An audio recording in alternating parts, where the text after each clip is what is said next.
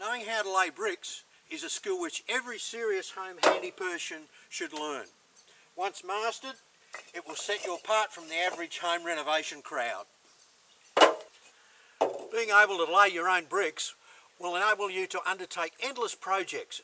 It'll do wonders for your self-confidence. It truly is a building skill for life. The wood-fired brick barbecue I'm about to show you how to build would make an ideal first project on which to learn how to lay bricks. The same design would work using an LP gas barbecue insert.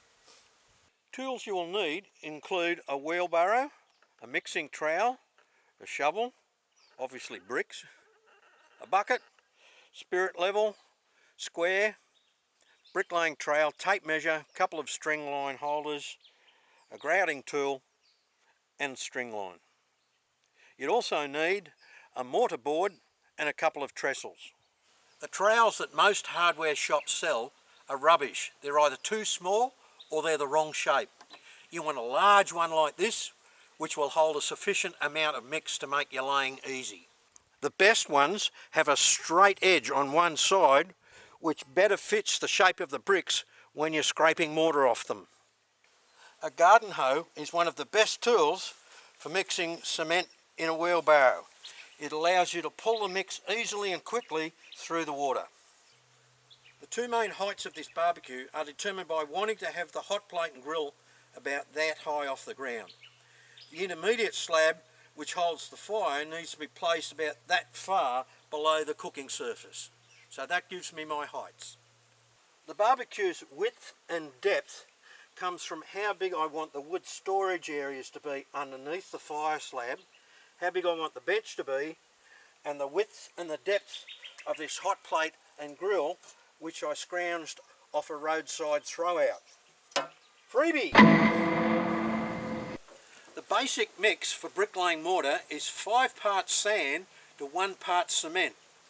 On bigger jobs where you're buying your sand in bulk, specifically ask for bricklaying sand, which has a bit of clay in it that makes it stickier. On this small job, I'm going to use packet sand and cement. Now a lot of guys go to their hardware store and see bags marked mortar, but that stuff's got lime in it which will burn your hands, not as you use it, but on the next day your hands will be on fire. Hydrated lime is added to mortar to help it flow off the trowel or to resist heat. But I'm just going to use the sand and cement mix on the lower level below the fire hearth, and then I'll use limed mortar on the fireplace and chimney. But for general bricklaying work, if you're using packets, stay away from mortar and buy sand and cement mix. To make their mortar flow well when it comes off the trowel, tradies add a product called liquid ball bearings, or Bicol as it's branded in Australia. But a few splashes of any dishwashing liquid works just as well when you add it to your water. The most common mistake is mixing the mud too dry. You want it soft and flowing, about the consistency of grease or peanut butter. If you have to hammer every brick down into the mortar to get it to string height, your mix is too dry. If you can't get the bricks to stay up at string line height, your mix is too sloppy. Whether mixing on the ground, in a barrow like this, or in a cement mixer, once you get the amount of water out of the bucket right, take a note of how much you've used on the first mix, and that way you just put the same amount of water in for each subsequent mix. To get all your courses the same height, make yourself a marking stick by measuring the height of your brick, in this case that's 75mm, and then add 10mm for the thickness of mortar. In imperial measurements, that mortar should be about ½ an inch thick. I've marked this stick every 85mm, and I'm cutting the marks with a hacksaw so they won't rub off. This way all my courses will have the same thickness of mortar. Sloping or stepped footings are more complicated to both pour and lay bricks on. So for your first bricklaying job, begin with a level slab like this one I poured.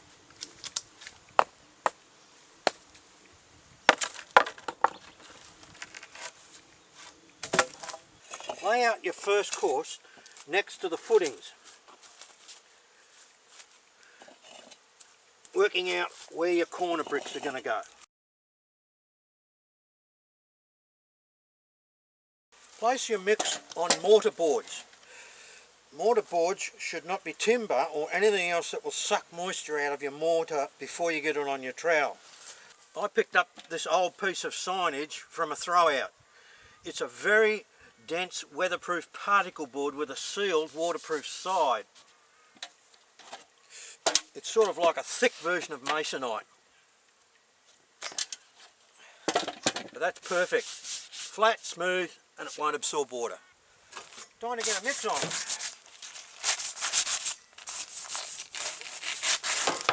This is the third bag I've put in this wheelbarrow. I know from experience it'll hold it.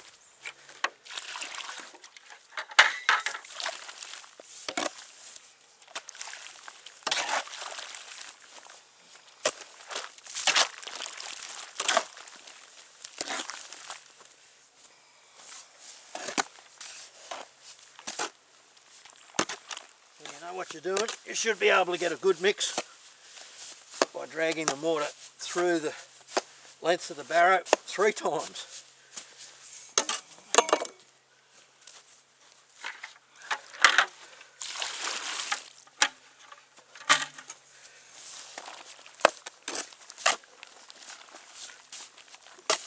That's 1 1/4 buckets of water with detergent in it.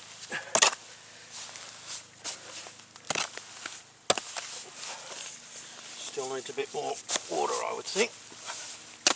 This is about the consistency that a lot of newcomers would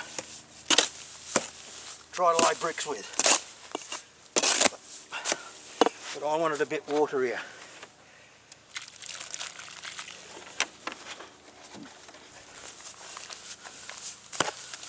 Make sure you get right to the bottom of the wheelbarrow.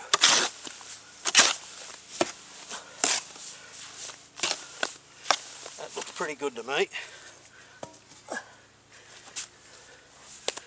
Comes off the trowel easily, and it's self-leveling in the barrow.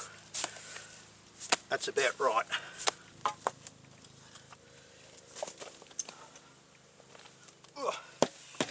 If your mix is a good one, it'll be hard to pull it out of the barrow because it'll stick. The wrong way to load up your trowel is to just stick it in a pile of mix like that. If you watch a pro, you'll make a sausage and pick it up like that. I'll show you the wrong and the right way to lay mortar off a trowel. The wrong way is just to dump it like that. Notice the width of the job and you get it way too thick. What a professional bricklayer will do is he'll load up his trowel, and as he lays it, he'll roll it over and pull it back. And that way, you'll get a long spread of mortar. Notice the length of that compared to that. You've got a great whopping light lump there, and here you've got a nice even course. You've got 2 brick lengths off this trowel. So now I'm going to lay the first course of bricks, which is where everything starts from, obviously.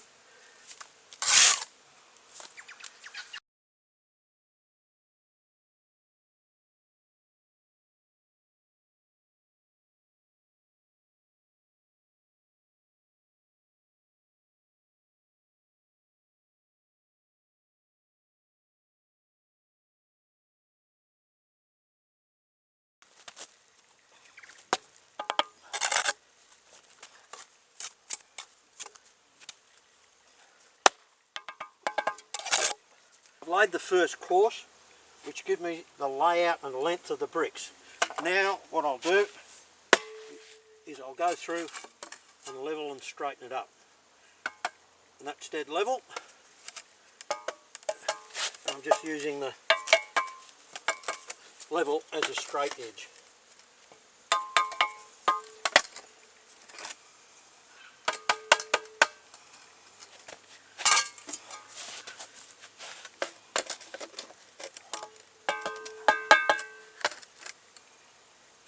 Perfect. The other thing I'll do while I'm here is check the squareness of the ends.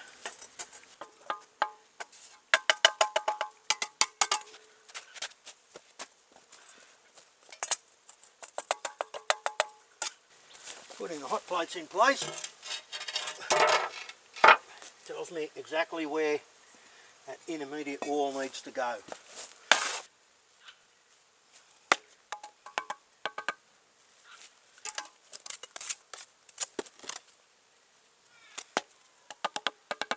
And I'll check these for squareness.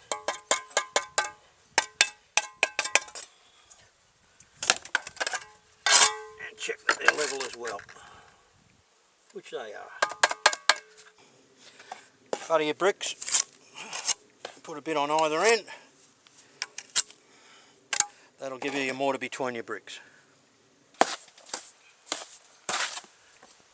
Now I've got my first layer down. My next job is to build up my corners.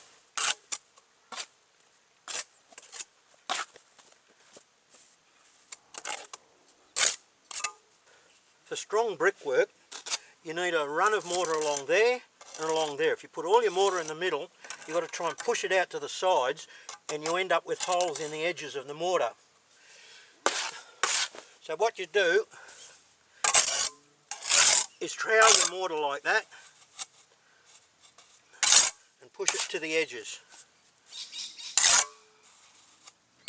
That way you get two peaks, one there, that the brick sits on, and you need very little work to work it down to the correct height. It goes without saying, of course, that each course overlaps the joins. To get that brick the right height, this is where my height stick comes in.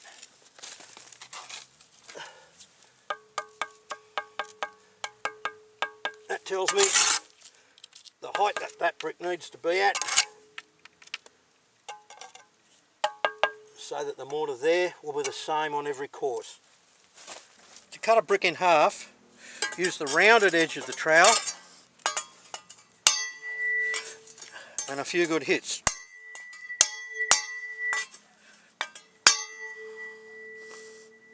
And you can just trim it up. As you lay the corners, use your spirit level to make sure that they're upright. And do that check both ways on all corner bricks. If your mix dries out on the board, which it inevitably will do when you're doing slow work, keep the water up to it so that your mix is the same consistency. Otherwise what happens, particularly given that you bring all the scraps back onto the board so you don't waste them, is your mix becomes drier and drier. So I'm just reworking this to get it up to the consistency that I want.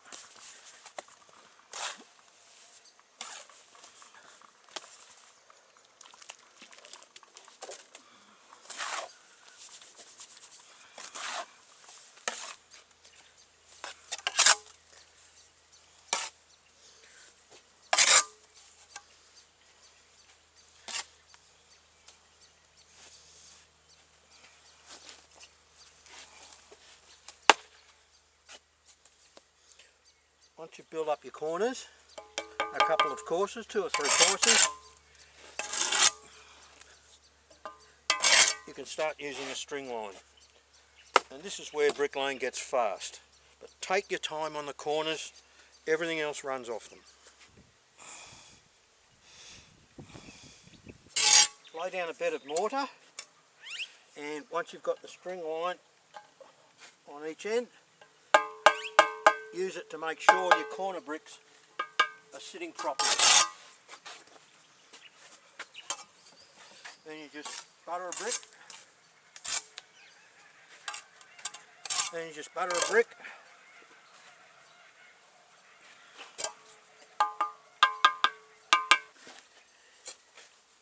The top edge of the brick you hammer down to the streamline, and to get the brick to set the right way that way, you line up the bottom edge of the brick by looking down your wall and lining it up with a previous course, and your trowel will help you do this.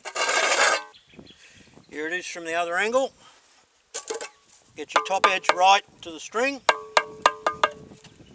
Now you can see that bottom edge is sticking out too far, so by hitting it here, turn that brick and get it lined up with a previous course. That way your wall's going to be nice and flat and your bricks won't be twisted in and out.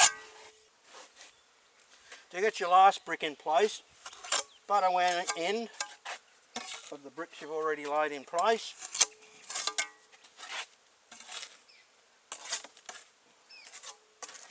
Butter your brick like normal, and if you've got your spacing even between the bricks, your brick should fit. If you've got a bit of a gap because your previous gaps are too tight, just fill it up with mortar.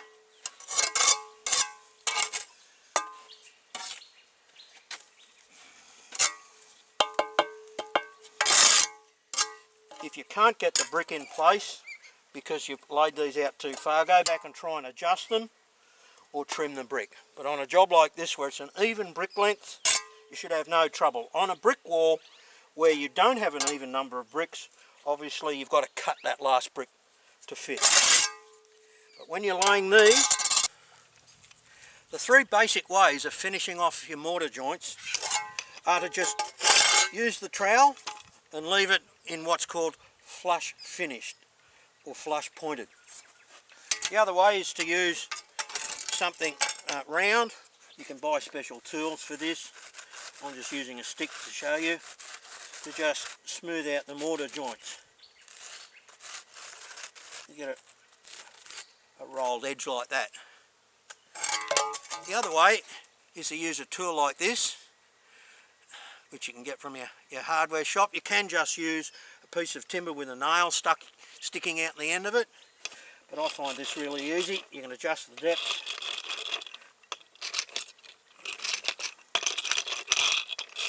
And you get a nice finish that way.